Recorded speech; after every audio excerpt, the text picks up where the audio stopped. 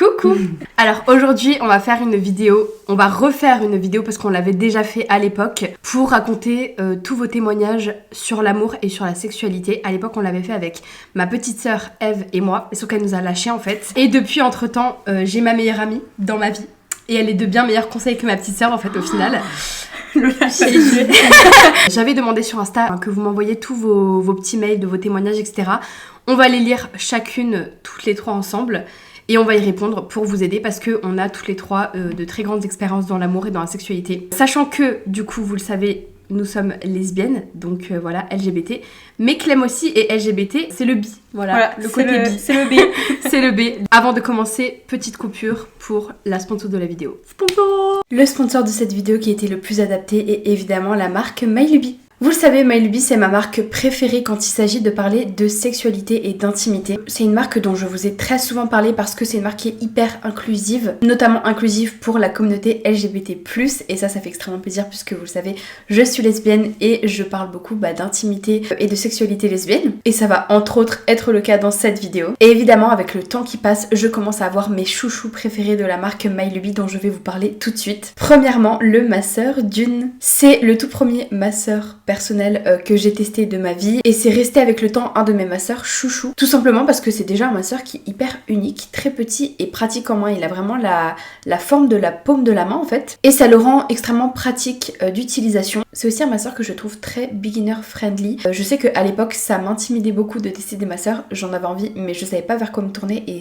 ouais, ça me faisait un petit peu peur. Et celui-ci est hyper abordable pour les personnes qui commencent un peu à découvrir leur sexualité et à utiliser des masseurs. Celui-ci a vraiment une petite forme de madeleine comme ça et il est très très souple, donc il peut vraiment bouger, s'utiliser hyper confortablement. Il y a un petit embout ici qui vibre, sachant qu'il y a 5 modes de vibration et d'intensité différents. J'aime énormément utiliser celui-ci dans la douche parce qu'il est waterproof, donc vous pouvez l'utiliser dans votre bain, petite bougie, petite ambiance etc. C'est juste trop bien, trop agréable. Donc je vous recommande vivement le masseur Dune. Pour aller avec un masseur, quoi de mieux qu'un lubrifiant, et celui-ci c'est mon lubrifiant préféré, j'en ai pas mal de tubes. C'est un lubrifiant qui est à base d'eau, c'est un lubrifiant qui est vegan, qui est cruelty free, la composition est incroyable, il est enrichi en calendula et en vitamine E, il est très frais, il glisse vraiment sur la peau, il est très doux, il a une odeur très douce aussi, donc je vais vous montrer sa texture, voilà. Il a vraiment une texture hyper gélifiée en fait, et il sent super bon. Il a vraiment une odeur très douce et légère de plante. Et il est juste hyper agréable sensoriellement, je l'apprécie énormément. Chose très importante, il est compatible avec les préservatifs, les masseurs aussi évidemment, mais les préservatifs c'est très important. Tous les lubrifiants ne le sont pas et ça peut créer des risques liés à la protection. Aussi, il a un pH neutre et il est sans parfum, donc si jamais vous avez tendance à avoir la zone d'en bas, la zone intime, assez facilement irritable, celui-ci ne vous en créera pas et sera très doux pour la peau. Et le dernier produit que j'aimerais vous montrer, c'est un produit qui est tout nouveau sur le site de MyLuby et c'est le baume intime. J'étais hyper hypée de tester ce produit là parce que je trouve que c'est le genre de produit qui est sympa à avoir dans la skincare de son corps en fait. C'est tout simplement un baume pour la zone intime qui va permettre de soulager les irritations, les démangeaisons, les frottements que ce soit dû à des rapports intimes. Mais pas que, ça peut être après s'être épilé, après s'être rasé, après les frottements qu'on peut avoir quand on fait une séance de sport par exemple. Et perso, depuis que je l'ai reçu, je l'utilise à chaque fois en fait quand je sors de ma douche sur la zone intime pour vraiment nourrir la peau, avoir la peau toute douce, lisse etc. Sachant que personnellement je me rase dans la zone intime. Et pour ceux qui savent, ça peut créer des petits problèmes d'irritation quoi que ce soit, ce qui n'est plus du tout le cas avec ce baume là, donc j'avais extrêmement hâte de le tester, je suis trop contente. C'est un baume à base d'huile naturelle, donc d'huile de jojoba et d'huile d'amande douce, donc ça a vraiment une odeur très douce. Il est non collant aussi, donc il n'y a pas besoin d'attendre pour que ça sèche, pour que ça pénètre ou quoi que ce soit, c'est vraiment hyper agréable. Tu le mets sur la zone intime, tu te rhabilles, c'est bon, voilà, c'est trop bien. Donc si jamais des produits de la marque de MyLuby vous intéressent, n'hésitez pas à utiliser mon code promo qui est le code Christina15. Il vous permettra d'avoir 15% de réduction sur tout le site. Et vraiment je dis ça avec sincérité, MyLuby c'est vraiment une marque qui me tient à cœur et qui a des valeurs hyper belles. Merci à MyLuby de toujours m'accompagner dans mes vidéos. Voilà, je vous laisse avec le reste de la vidéo.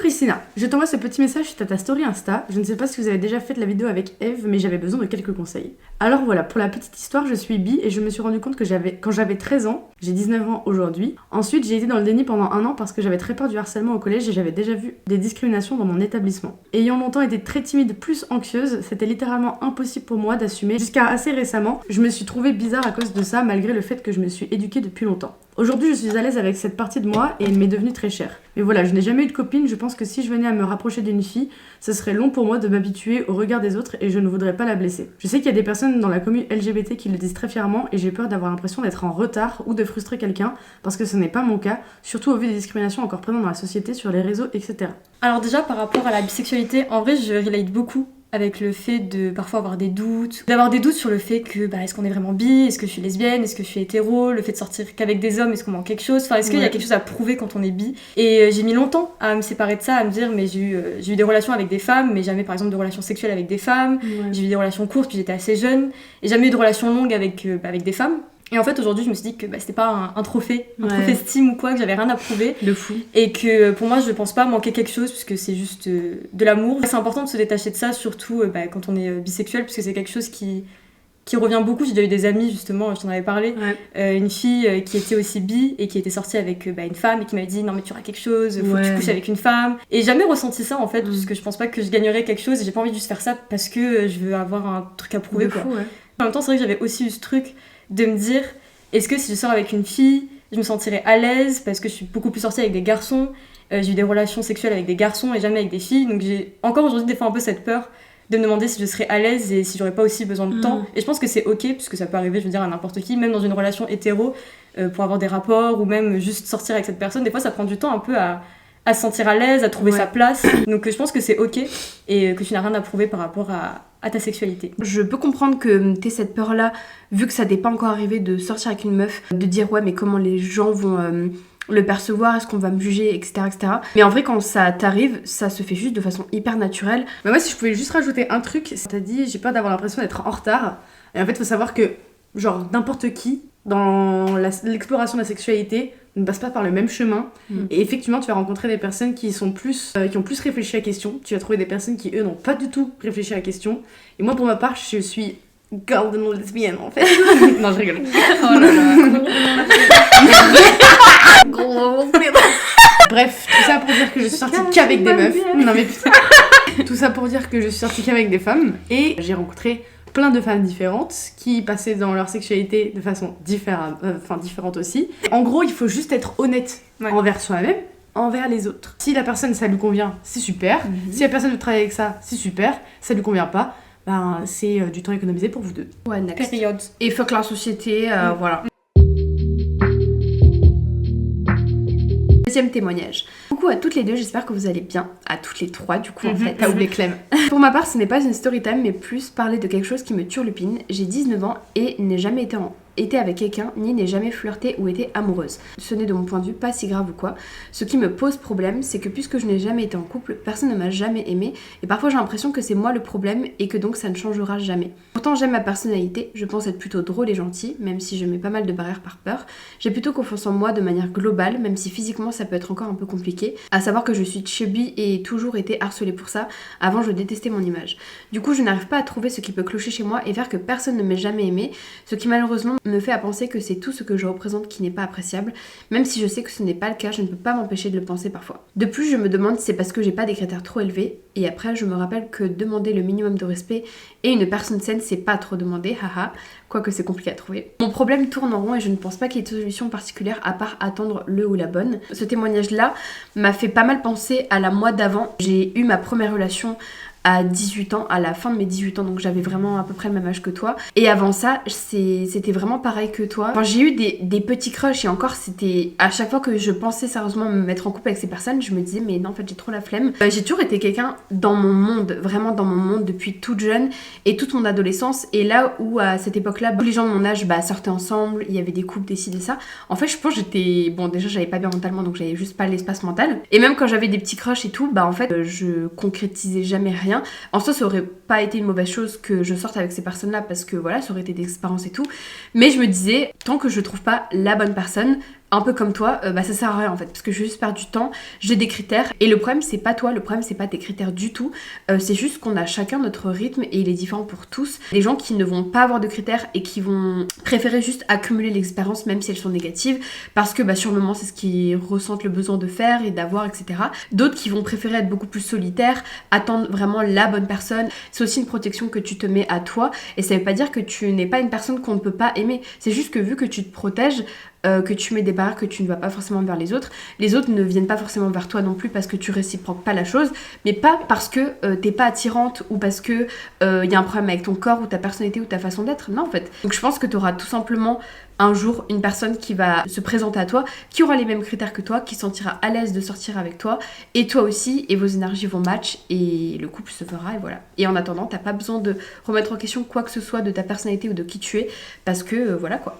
On n'est plus dans les années 50, on n'est plus obligé de trouver quelqu'un absolument, on n'est plus obligé de se dire que notre vie elle n'a aucun sens si on n'est pas avec quelqu'un, si on n'a pas fondé une famille, si on ne laisse pas un héritage derrière. Si t'es bien avec toi-même, si t'es sain dans ta relation avec toi-même, le reste c'est un peu que du bonus. Et même l'amour, tu peux la trouver sous plein d'autres formes. Franchement, j'avais eu la réflexion il y a quelques temps je pense que je serais jamais comblée en amour si je n'en priorise qu'un seul. Et maintenant que j'ai de l'amour amoureux, romantique, et de l'amour en amitié avec mes besties, ma vie. Non mais traître. Ok, quand on laisse bien. Non mais oui, bref, maintenant que j'ai trouvé tout cet équilibre-là, je me sens beaucoup plus complète et beaucoup plus épanouie. Donc je pense que c'est juste une question de point de vue. Et aussi l'amour, je pense, c'est aussi une question parfois, pas forcément d'opportunité, mais ça va avec des rencontres. Et moi, si j'ai pu avoir plusieurs relations amoureuses, parce que j'ai eu les opportunités, j'ai eu un nouveau travail, je suis allée dans un autre établissement scolaire, des trucs comme ça, et donc tu fais des nouvelles rencontres, et donc des fois ça match. Et tant que tu es happy, c'est parfait. Ouais. Coucou, je voulais te parler de mon histoire alors que j'avais 22 ans avec un homme de 20 ans de plus que moi. Il m'a caché qu'il était déjà en couple, était alcoolique et avait frappé sa compagne sous l'emprise de l'alcool. Je l'ai appris après et il m'a quitté car il trouvait que j'avais grossi. C'est pas fini. Mais le culot. Je suis attirée par les hommes qui ont l'âge d'être mon père, car ayant des traumas avec mon père, je projette une figure parentale sur eux. Je rigole mais c'est énervant. Oui. Je sais que c'est malsain, mais je cherche toujours leur validation masculine, ce qui m'empêche de m'épanouir avec une personne de mon âge. Ce n'est pas toi le problème, déjà c'est lui qui est chelou de sortir avec toi alors qu'il a 20 ans de plus que toi.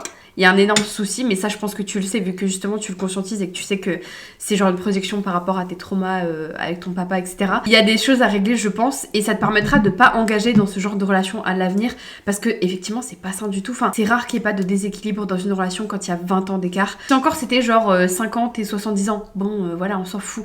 Mais là 20 ans et le double, c'est chaud en vrai. Il y a une différence entre l'amour à pas d'âge et l'amour à besoin de thérapie. Oui, surtout que c'était un gros enculé, hein, vraiment. Non, le fait qu'ils te disent ouais t'as grossi et tout, enfin en fait toi t'as sûrement une calvasse, donc vraiment défends-toi. Non mais c'est quelque chose quand même, c'est grave de dire un truc comme ça.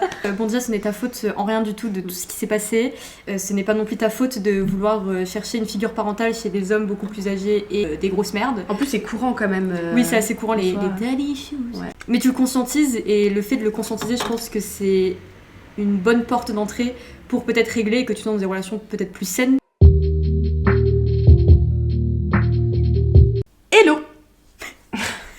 J'espère que vous allez bien, toutes les deux. Oui, c'est vrai que j'avais pas annoncé qu'il y avait Clément. Ah mais ça se fait pas en fait. Je vous écris ça suite à une expérience de CUNY mal passée où ma ex-partenaire a été dégoûté de l'exercice. C'était notre premier à tous les deux. Depuis, c'est une angoisse, et ce, dans toutes mes nouvelles relations, que ce soit le CUNY ou juste l'image de mes parties intimes, que je trouvais déjà avant peu attrayante et que je trouve maintenant limite honteuse. Je précise, je suis pan, donc aussi attirée par les femmes, et ça ne me dégoûte pas, au contraire. Mais j'ai vraiment l'impression que ma vulve précisément est particulièrement affreuse et dégoûtante, même sensoriellement parlant, visuel, toucher et odeur principalement, notamment à cause des poils et de l'anus. Comment faire pour se détacher de cette mauvaise expérience et surtout de ce complexe angoisse? Merci par avance pour votre écoute et vos conseils, bonne vidéo et plein d'amour à vous deux et Fantominou et Cannelle.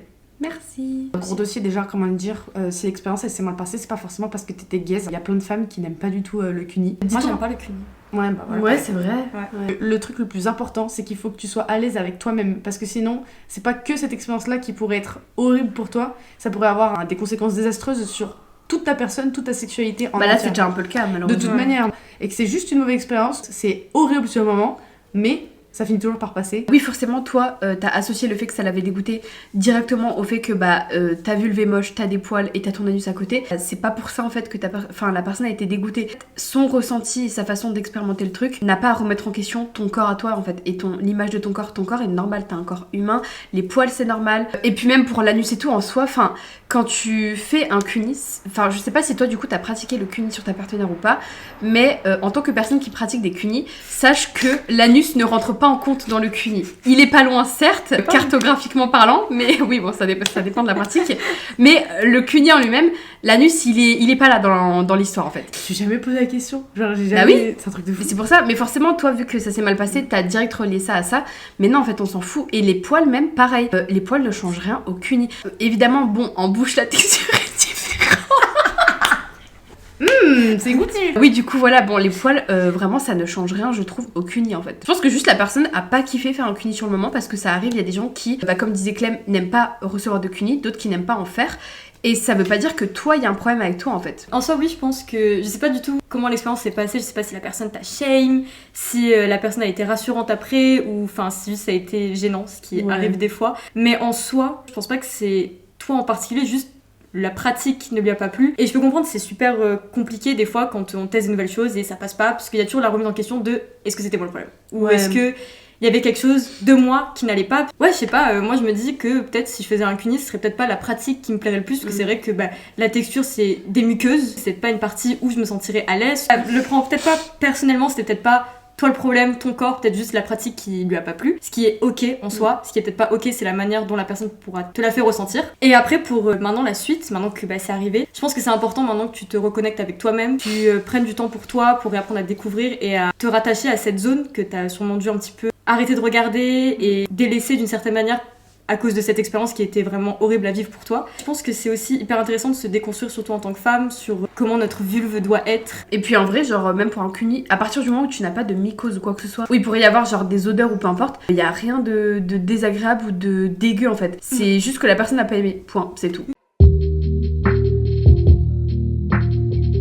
Bonjour aux meilleures mamans lesbiennes. Alors déjà, 1000 merci pour tout ce que vous faites, je suis absolument fan de vous, trop choupi. Je suis une femme de 26 ans, considérée bi, puis hétéro, puis lesbienne. Je suis toujours en questionnement concernant mon orientation sexuelle. Depuis toute petite, je tombe amoureuse de filles et de garçons. Vers l'adolescence, je refoule mes pulsions lesbiennes et me considère hétéro 1000%. J'enchaîne les relations comme pour essayer de prouver mon hétérosexualité, mais je ne prends pas ou très peu de plaisir. Pour me satisfaire, avec mes partenaires masculins, je pense pendant l'acte à des vulves, ça me plaît. Alors je finis par me rendre à l'évidence, je suis lesbienne. Seulement lorsqu'une fille me plaît et que nous souhaitons aller plus loin, je suis paralysée, je perds tous mes moyens. C'est tellement frustrant parce que je sais que je la désire, mais je n'arrive à rien. Le stress, la pression, complexe de performance. Comment appréhender sa première fois avec une fille? Suis-je lesbienne? J'ai le sentiment de ne pas pouvoir m'engager avec un homme car nous sommes trop différents. Problème d'éducation. Par contre, je ne rencontre aucune difficulté à leur offrir mon corps. What the fuck? Merci d'avance pour l'attention accordée à mon message avec tout l'amour du monde. Je pense pas être la meilleure personne pour répondre à l'appréhension de la première fois et tout. Par contre, le fait que t'aies plus de facilité ou en tout cas aucune difficulté à offrir ton corps à un mec, c'est normal parce qu'on vit dans une société patriarcale. Ouais, j'ai tout le temps pour ça. Donc aussi, ouais. même moi qui suis lesbienne, c'était difficile au début quand j'ai commencé à grandir et quand j'ai commencé à vraiment comprendre un peu les codes de la société et ce qu'on attendait de moi et ce que j'appréhendais des autres, etc. J'ai toujours trouvé ça plus simple de relationner avec des hommes, pas forcément dans un point de vue romantique, mais c'est juste beaucoup plus simple d'appréhender un homme de manière générale. Et même moi qui n'ai jamais couché avec un homme de ma vie, je sais très bien comment faire, je sais très bien comment ça se passe. Genre, toute la construction de la femme dans cette société, elle est faite pour faire plaisir aux hommes. Donc c'est normal que ce soit aussi simple pour nous en tant que femmes. Mais ouais, je te rejoins grave, Eve, sur le fait que moi franchement si je devais coucher avec une femme je saurais pas comment faire parce que y a pas de trucs clés quoi. Je veux dire même dans les vidéos, les trucs comme ça, c'est toujours centré sur l'homme et comment faire plaisir à l'homme, mais très rarement sur la femme, ou du moins c'est toujours à travers un regard masculin. Donc enfin c'est hyper compliqué. Pour tout ce qui est du stress et le complexe de performance, c'est comme on a dit tout à l'heure, se rappeler que c'est censé être un moment fun et que t'es pas là pour prouver que tu sais faire plaisir et que tout est censé être parfait. Parce que c'est pas un moment qui est censé être parfait. Et je pense aussi juste y aller doucement. Moi par exemple c'était pas du tout avec une femme mais avec un homme. Quand j'ai fait ma première fois, j'ai pas directement fait le rapport. Alors oui, puisque aussi j'avais eu un vaginisme, mais en soi on y était allé très doucement. Je veux dire, moi j'ai pas enlevé mes sous-vêtements avant peut-être 3 mois parce que je me sentais pas à l'aise et j'ai attendu d'être à l'aise. On le faisait par-dessus les vêtements, les trucs comme ça. Enfin vraiment peut-être y aller petit à petit. Enfin je comprends totalement ton vécu et je pense que c'est un cas qui touche énormément de lesbiennes, le cas de l'hétérosexualité compulsive, parce qu'on vit dans une société qui est hétéronormée.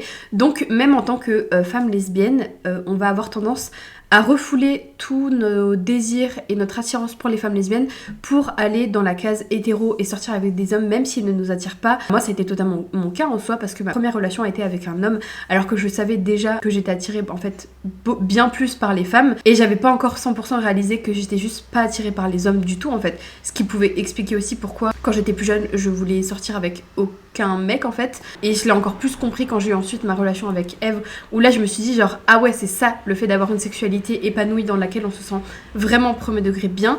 Donc ça te stimule pas c'est ça, mentalement quoi. C'est ça ouais mentalement. Et le fait que t'as besoin de penser au corps des femmes pour pouvoir te stimuler, bah, c'est clairement ouais un indicateur que tu vis pas ta sexualité comme tu aimerais l'entendre. Et sache que c'est 100% normal, il n'y a rien de bizarre ou quoi que ce soit, c'est une expérience qui est très très très commune parmi les lesbiennes. Je sais qu'il y a des lesbiennes parfois qui ont tendance à shamer ça ou être là en mode ouais mais toi t'es pas une vraie lesbienne, tu fais pas partie de notre team parce que t'as couché avec des mecs avant. Je trouve ça hyper stupide quand on connaît la réalité sociologique de la société dans laquelle on vit en fait, et au fur et à mesure, bah en fait tu te sentiras juste tellement mieux, tellement plus en accord avec ce que tu vis, ta sexualité, l'amour que tu partages aussi parce que l'amour que j'ai par exemple avec Kev, c'était pas du tout le même amour que j'avais avec mon ex, je l'aimais énormément mais de façon beaucoup plus platonique en fait. C'était un amour très fraternel au final et d'où le fait que ben voilà après notre relation a pris fin parce que bah, je ressentais le besoin d'être amoureuse en fait et pas de juste aimer. Déjà à la question suis-je lesbienne, bah tu pourrais être n'importe quoi, ça changerait pas le fait que totalement, tu puisses préférer coucher avec des femmes. C'est vraiment pas ce terme-là qui te donne la légitimité de vouloir coucher avec qui que ce soit.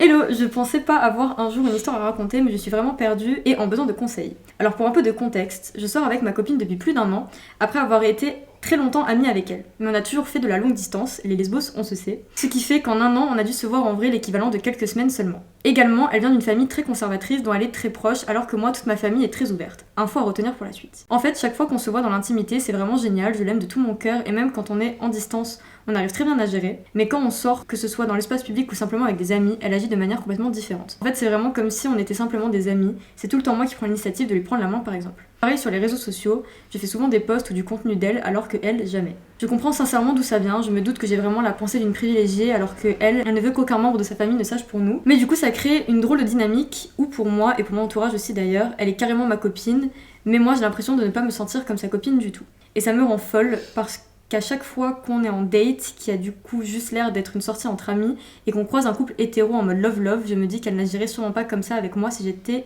un homme sûrement, je pense. Je suis un peu perdue parce que je l'aime sincèrement, mais en même temps je me dis que j'aimerais aussi avoir une copine qui m'assume autant que je l'assume elle.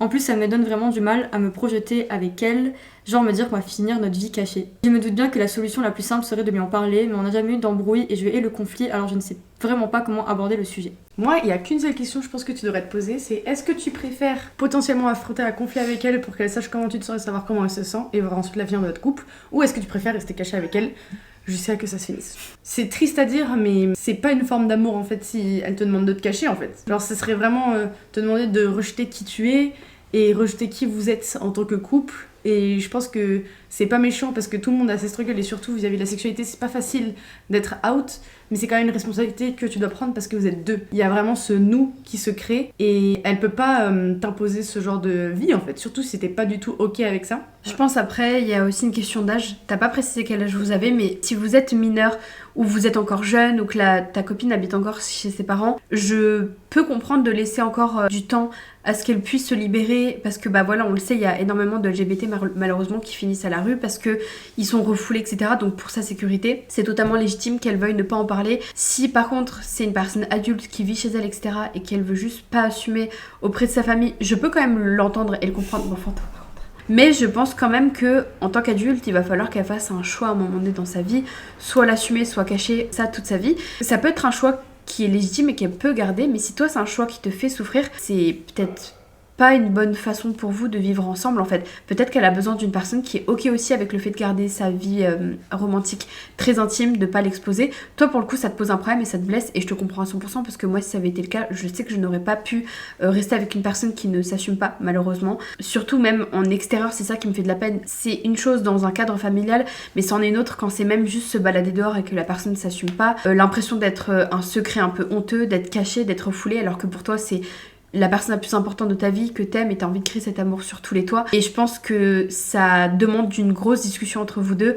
entre est-ce que il y a quelque part où vous pouvez vous rejoindre en fait dans vos peurs et vos blessures à toutes les deux. Est-ce que elle peut faire un petit effort de son côté pour un peu plus être démonstrative et montrer qu'elle t'aime, et toi accepter en tout cas pendant un temps le fait qu'elle soit pas aussi assumée que toi, parce que si ça reste dans cet état là, clairement tu vas continuer à en souffrir. J'ai déjà vécu le fait d'être un petit peu cachée, alors peut-être pas à cette... que jusqu'ici, on se dit que c'est nous le problème, est-ce que je fais honte, enfin ça revient très vite à soi, parce que pourquoi ? La douleur elle est légitime. Ça c'est sûr, que comment tu te sens c'est légitime, et que oui peut-être que toi t'as le privilège que ta famille soit ok, mais ça enlève pas ta douleur, et je pense que ça enlève pas non plus peut-être le struggle que ta partenaire peut avoir, qui est aussi légitime, mais comme dit je pense que c'est important d'au moins donner vos points de vue à chacun, peut-être pas avoir une discussion directement sur qu'est-ce qu'on fait, quelle est la solution, mais au moins dire ok moi je me sens comme ça, et qu'elle puisse te dire comment elle se sent et le pourquoi du comment, et en fait que tu aies des explications qui pourraient peut-être t'aider à y voir déjà plus clair. Période. Period, on a dit les termes. Moi ton t-shirt. C'est pas mon t-shirt. Mais Si, c'est ton t-shirt. c'est un cadeau. Oh. Ouais, les fesses. Voilà, Ah, c'est ouais. Wow. Vibe Project. Ouais. C'est mon modèle. Et bah voilà, Bisous. je suis très fière de nous les copinettes. Salut, c'était ciao. trop bien. Bisous. En vrai, j'aimerais trop qu'on en refasse d'autres, ou même sur d'autres thématiques, Ouais, ou je sais pas, grave. c'est trop cool.